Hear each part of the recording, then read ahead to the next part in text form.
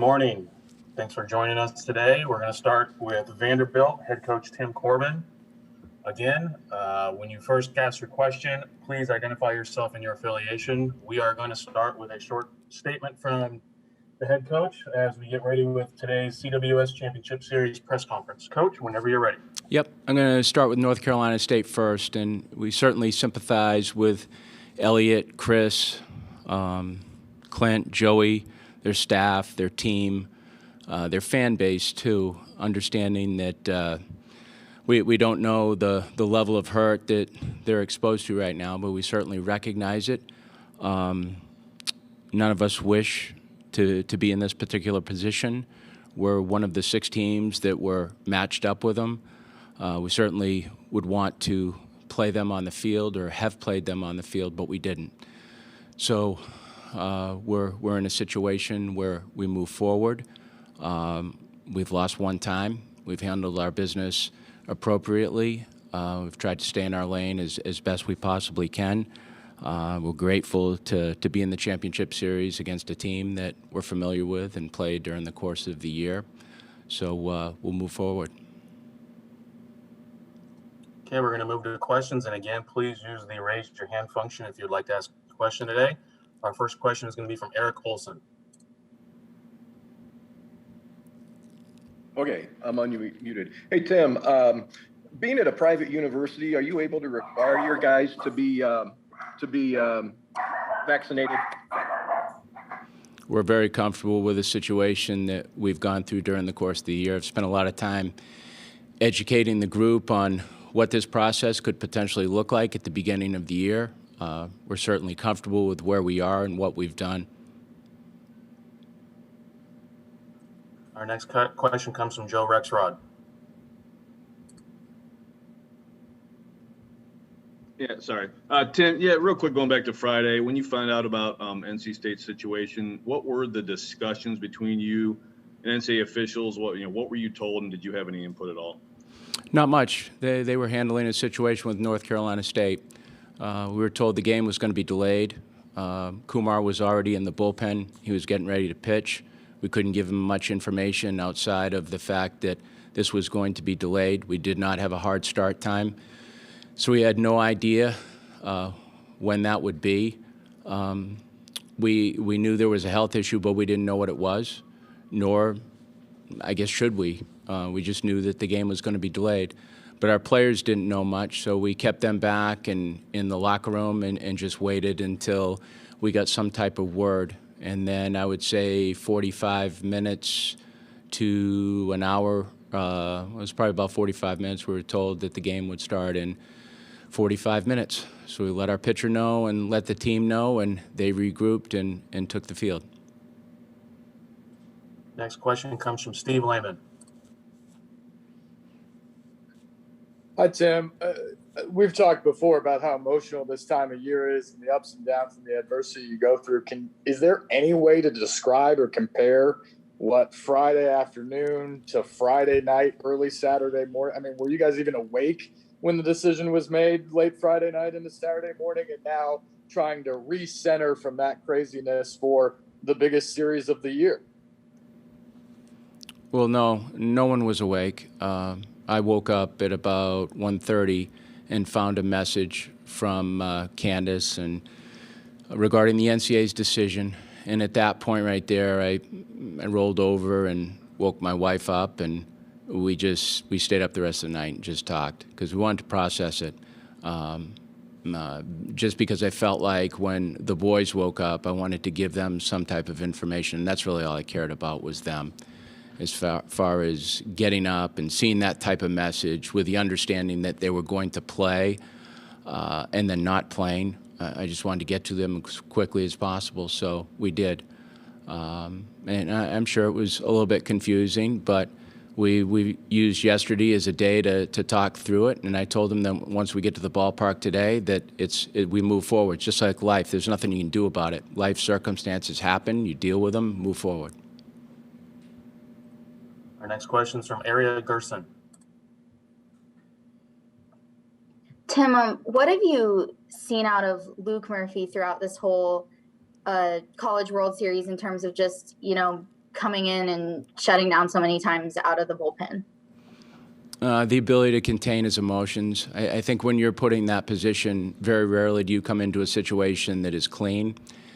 Often you come into a situation that is very tight and the temperature of the game is hot. He's done a very good job of getting into those environments and throwing strikes, and very committed strikes at that. He's not trying to feel his way around. You get to this level and you get to this part of the year and you can go through any bullpen, whether it's Mississippi State or Vanderbilt or Texas for that matter, since I just got done watching that game last night and watching Quintanilla throw. You get kids that are marksmen. They come in, they know what they're going to do, they know how to land their pitches, and they do it with commitment, and that's what Luke does. And what is it like seeing him succeed, knowing, he's been through injury and COVID cancellations, and especially being, from Tennessee? I love when any of our kids succeed. Doesn't matter who it is. So I'm happy for Luke, but I love when every single one of our kids succeed. Our next question will go to Kayla Anderson. Good morning, Coach. Just on the note of your players and these guys processing everything, and you said, it's time to move on, taking that next step. How have they processed it? It's been a little bit of a unconventional College World Series with things that they've gone through. So how are they doing as a group? They're doing fine. I mean, it's all your perspective on things. I mean, the world didn't end. We're playing baseball. I mean, that's for us. We get to move forward. I understand the other side. I do. We're very empathetic and very sympathetic to that. But we have no control over that, regardless of what anyone insinuates or what anyone says. We're just playing baseball. That's all we can do. We can stay in our lane. But the kids are fine. I mean, they're 18, 19, 20-year-old kids that are spending the last days with one another, and they're enjoying their ability to be here. I mean, this isn't easy to do. This isn't easy to get out here and play in this environment and play well. And you can see the two teams that are matched up against one another. I mean, they've played good baseball, but both teams are hitting about 215, and that's because the pitching's so good out here. And you got great hitters on either side. We're fine. They just want to play again. Yeah, our next question is from Robbie Weinstein. Hey, Tim, how confident are you that Kumar can come back, if there is a game 3 on short rest and, be fully effective? And how does his work in the off season and, preseason training and stuff set him up to be able to do that in a big situation like this? Confident.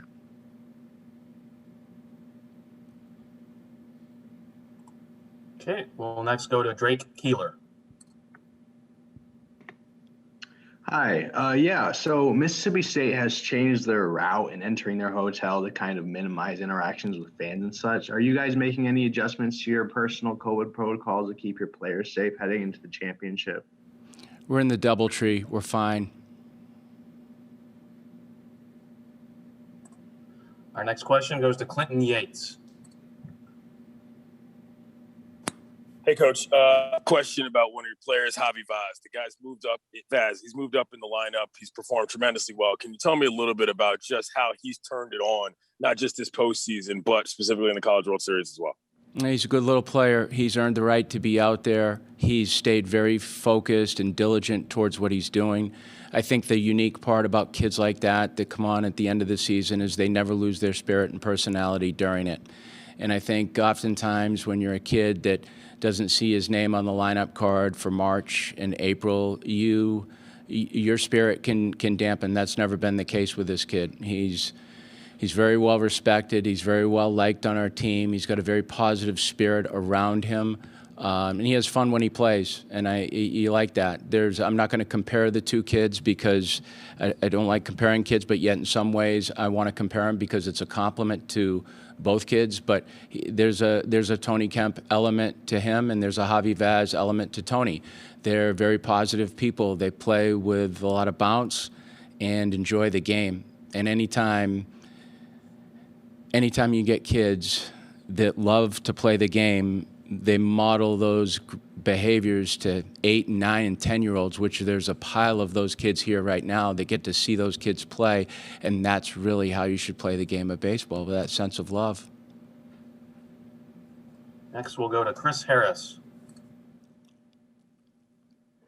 Hey, Tim, you mentioned about being familiar, obviously, with Mississippi State, played them 3 times this year. I wonder if you can tell us since then, maybe what you have seen, and even up in this run in the College World Series, about what kind of has made them so dangerous and led them on this path.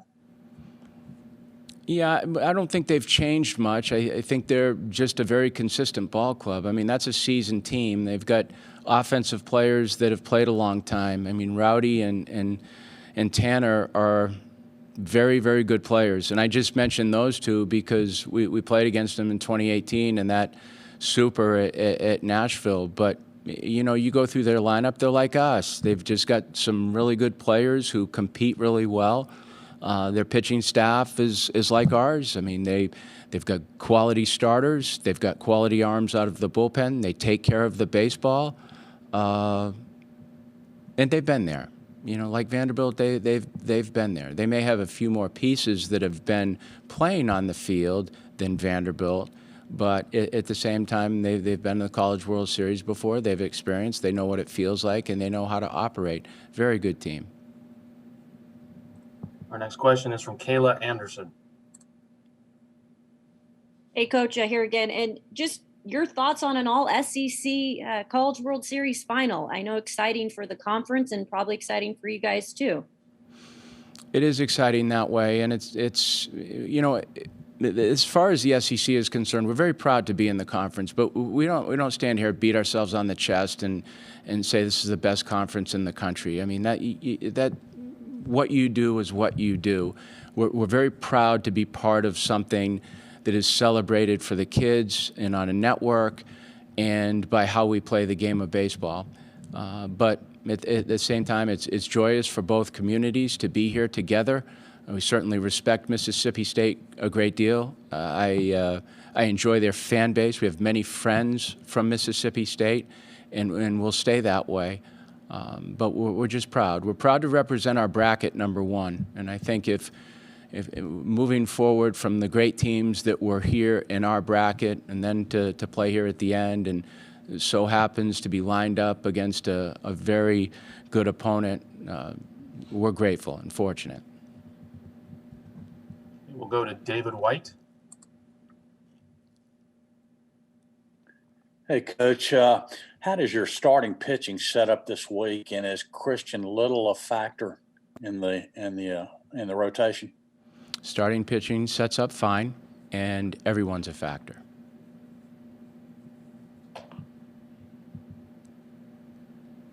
We're going to have time for 2 more questions. First will be from Steve Lehman. Tim, you guys have played some significant games, even in the postseason, against Mississippi State in recent years. I know you've got a young team that a lot of them have only really played that series back a couple months ago, but is this developing into a pretty good rivalry given all the stakes that you've played against them? I mean, they're just a good opponent. What a rivalry is, I have no idea. I like the fact that we play very good baseball in a good conference, and the fact that we potentially could play them 5 times, 6 times, what have you, is fine. It's a good thing for our conference, but we enjoy playing good opponents, and Mississippi State is more than a good opponent. Tremendous competitors. Final question for Coach today is from Chris Harris. Tim, just to clarify, is Jack your guy tomorrow? I have not clarified that, and I've never said that. We'll see how he feels today, and then we'll determine who's going to pitch. But we need time today. These kids have thrown as of late, and we just take care of the health of the kids first before we determine who's going to start.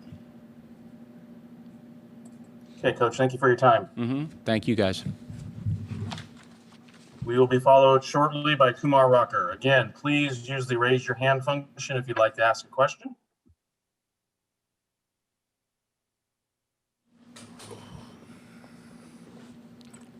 Okay, joining us now is Kumar Rocker. We're going to go straight to questions, and the first one is from Chris Harris.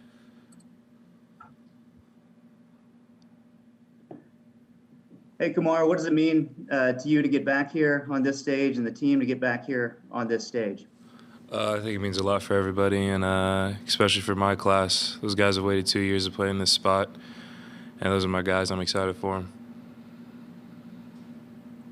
Our next question comes from Robbie Weinstein. Hey, Kumar, not just you, but also Jack, obviously faced Mississippi State earlier in the season. What type of stuff do you learn, and what can you take from that when you've already faced a team once and have a pretty good idea of their hitters and all that? Mississippi State doesn't like to strike out very much. Okay, next we'll go to Area Gerson. How did you find out that, yesterday's game had been called off, and what was your reaction when you heard the news? I heard the news in the hotel room, and I was upset about it. And that's pretty much it. I feel sorry for NC State. Okay, next we'll go to Steve Lehman. Kumar, you're really the one guy on this team that had a significant impact on the team that won the championship 2 years ago. Over the last 2 years, did you have doubts or confidence that you could be back in this position today? I had a very open mind about it. You see the pieces in the fall, you see the spring, and the guys know where we're going to end up, and we're here right now. Next question is from John Sokoloff. Hey, Kumar. Last time against State, you threw a complete game. You only allowed one run. That's a really good lineup and a really good team that you beat earlier. I know you're probably a little bit of a different pitcher now, but what do you kind of remember from that outing, and what can you kind of take away from that in any time that you end up seeing in this series? Mississippi State doesn't like to strike out a lot. Okay, do we have any more questions for Kumar? Kumar, thank you for your time. We're going to be joined next by Dominick Keegan. Again, please use the raise your hand function if you'd like to ask a question.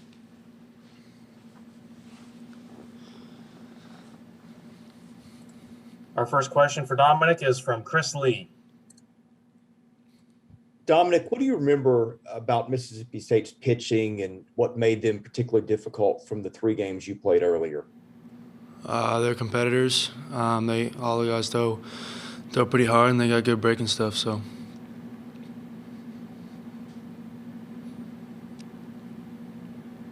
Our next question is from Area Gerson. Dominick, what's it as a member of the 2019 team, but who wasn't necessarily in the starting lineup? What is it like for you to be back here in Omaha as a starter, kind of leading your own team? Back into the College World Series finals? It means great. I think a lot of guys in this program go through different roles in their time here. And I think I served a role my freshman year that's different than this year. But it feels the same to be on a team that, cares about what they do and goes out there and competes every day. Our next question is from Kayla Anderson. Hey, Dom, just your overall assessment of, the offensive production so far in the College World Series and how maybe to heat up those bats a little more going into this final against Mississippi State. Just stop putting pressure on ourselves. We're here for a reason. We earned our spot here, and we got here because of our abilities and what we can do. So just not putting pressure on ourselves and, just having fun. When this group's having fun, I think we're at our best. So. Next, we'll go to Robbie Weinstein. Hey, Dom, if we're being honest, a lot of, fans, especially outside of Nashville, probably at this point will be rooting against you guys. And I know you're on social media and stuff like that. How do you, as a leader of the team,